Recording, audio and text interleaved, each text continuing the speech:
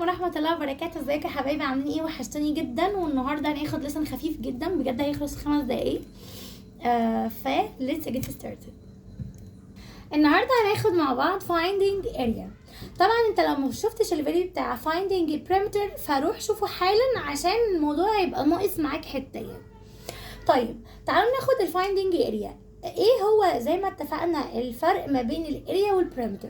خدنا في السيشن اللي فات ان البريمتر كانت حاجتين مهمين جدا بيميزوها.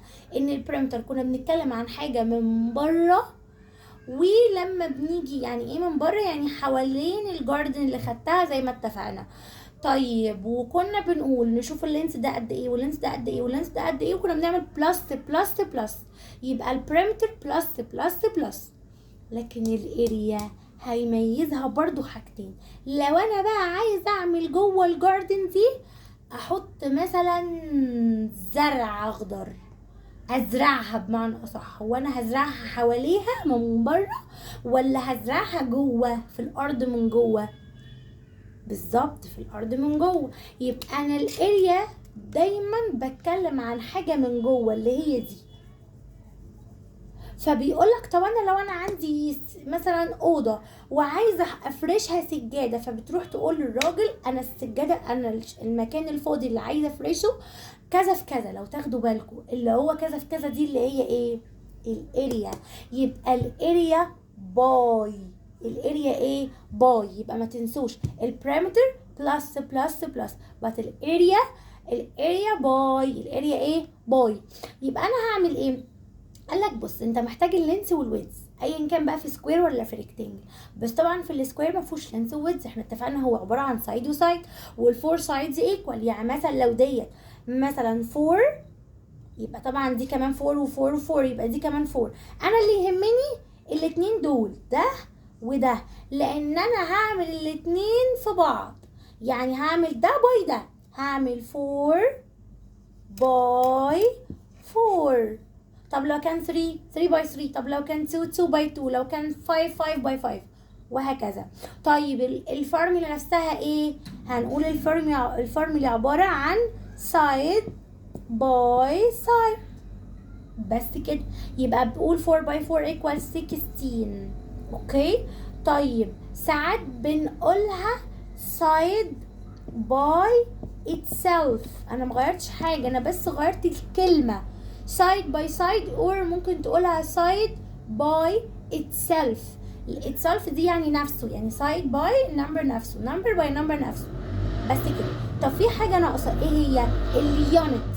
فاكرين لما كنت بقول لكم في البريمتر اليونت ايا كان هي متر ولا سنتيمتر ولا ايا كان، كنا بنحطها كده سادة.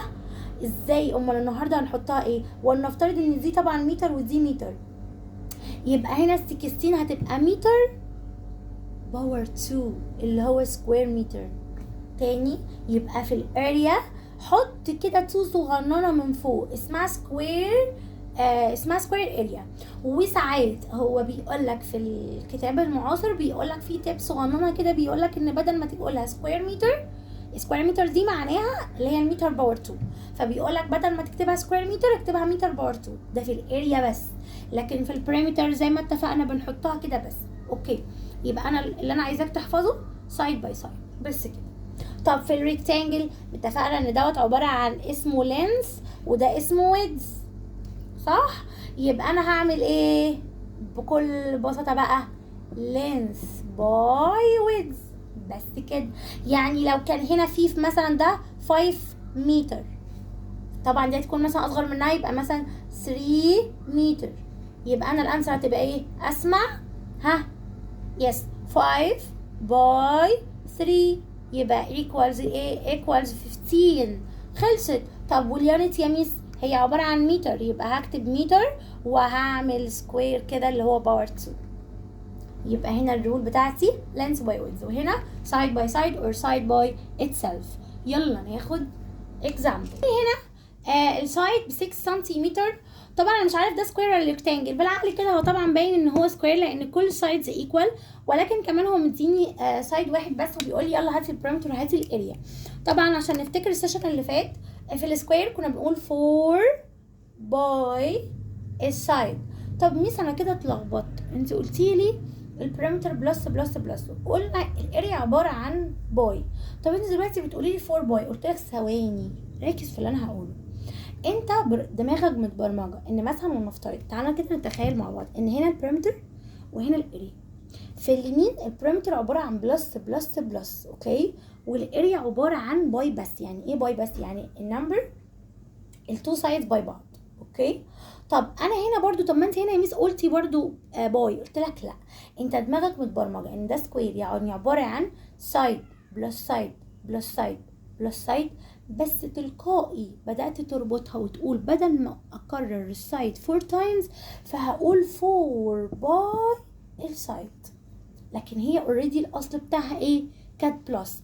ترجم في مخك كده عشان ما تجيش تقول اصل ده بلس وده باي وتلخبط، اوكي. يبقى انا المفروض كنت، طب انا لو، طب يا ميس خلاصه الكلام ده ينفع كنت اكتب 6 بلس 6 بلس 6 بلس 6 4 مرات as you like، براحتك لو انت مش عايز تلخبط نفسك. يبقى هنا 4 باي سايد اللي هي 4 باي 6 ايكوال كام؟ 24. واتفقنا في البريمتر بكتب السنتيمتر كده بس من غير اي حاجه. طب هنا الاريا، لا الاريا باي على طول، فاكرين نقول ايه؟ الاريا باي على طول. طب هنا الاريا هقول ايه باي ايه؟ اللي قدامك.